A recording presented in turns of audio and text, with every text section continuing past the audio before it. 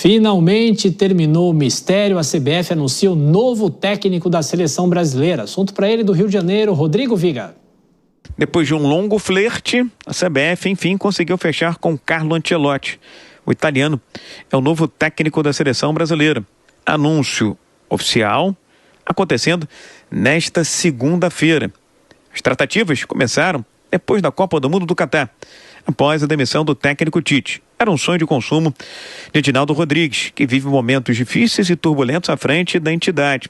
Carlo Ancelotti pode ser até uma espécie de para-raio, anteparo para esse momento de chuvas e trovoadas em cima de Edinaldo Rodrigues. Edinaldo Rodrigues não mediu esforços para acertar com o italiano, abriu os cofres. Salário de mais de 5 milhões de reais, jatinho particular, segurança e outras benesses e demandas do supercampeão italiano. Ancelotti venceu 5 Ligas dos Campeões, 2 com o Milan e 3 com o Real Madrid, que neste domingo, sob o comando de Carleto, perdeu para o arquirrival Barcelona por 4-3 e viu ir embora o sonho da conquista do título espanhol na temporada 24-25.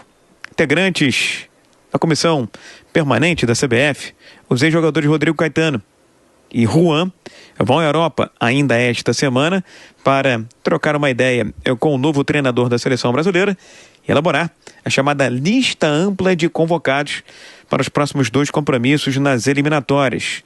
Dia 5 de junho, contra o Equador fora de casa, e no dia 10, contra o Paraguai, em São Paulo, no estádio do Corinthians. O Brasil ocupa a incômoda 5ª colocação na tábua de classificação das eliminatórias.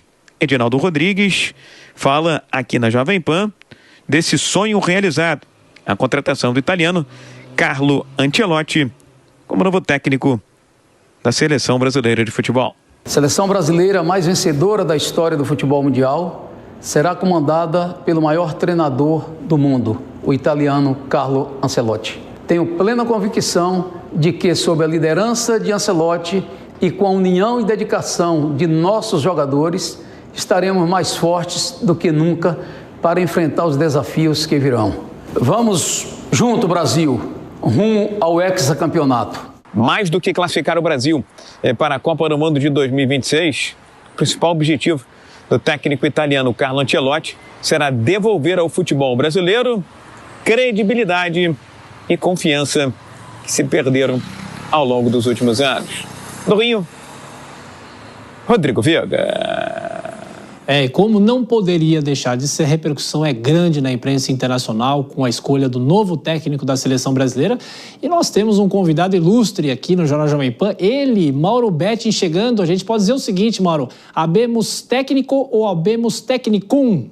Boa noite, bem-vindo. Boa noite, Thiago. Boa noite, Jovem Pan. Boa noite, Edinaldo. Finalmente temos um treinador e uma excelente escolha.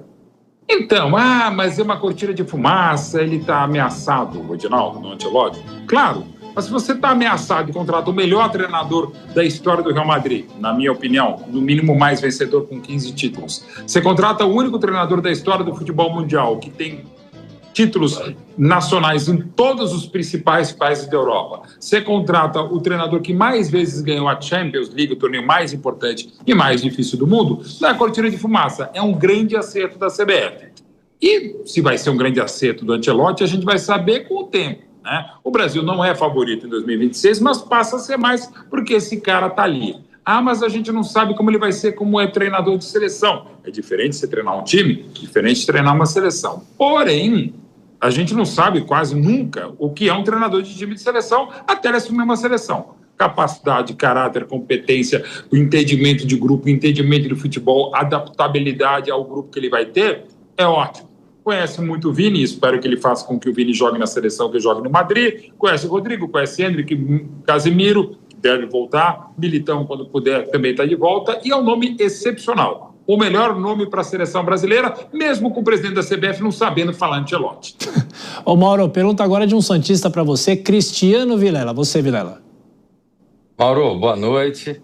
Mauro, você comentou sobre essa questão do perfil mais ligado à seleção ou a clube. Existe isso? Nós já tivemos, talvez, Zagallo, que foi um técnico muito marcado com a seleção, muito mais marcado do que o seu histórico em clubes. Existe esse tipo de perfil, um técnico mais copeiro ou mais ligado a um perfil de seleção? Existe sim, Vilela, meu querido colega de arcadas, né? Eu fiz direito, sim, mas o direito mais torto possível e sou jornalista, ou seja, eu sou um cara de jornalismo, não do direito que eu fiz torto lá na São Francisco. E existe, eu costumo usar exatamente esse exemplo, Vilela. O Zagallo é um dos maiores treinadores da história do futebol brasileiro, eu ainda prefiro o Tele Santana, mas ele em seleção é um. Em clube, não rola. Teve a conquista do tricampeonato pelo Flamengo em 2001, com aquele golaço do Petkovic. É um cara que atrapalhou o início da carreira do Zico.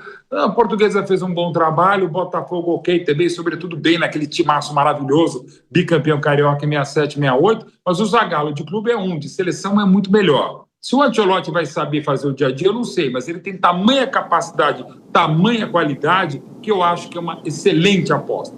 Não podia vir o Guardiola, que a gente também não sabe como é que seria, e nos últimos anos, para não dizer décadas, Vilela, cada vez mais é distante pela questão, sobretudo financeira, um grande treinador de um grande clube, que história espetacular tem o Ancelotti, assumir uma seleção, fosse a italiana, fosse a espanhola, fosse a inglesa, e o Ancelotti podia assumir qualquer seleção no mundo. Então não tem problema. Eu entendo que sim, é uma boa seleção, é uma boa ideia. Ele mesmo, num dos 3 livros que ele conta a história dele do futebol, o terceiro ele fala que ele é mais um treinador de Copas do que pontos corridos, embora tenha ganhado 5 títulos de pontos corridos pela Europa, e como a gente vai disputar uma Copa do Mundo e não pontos corridos, também isso, Vilela, eu acho uma ótima a ideia da CBF.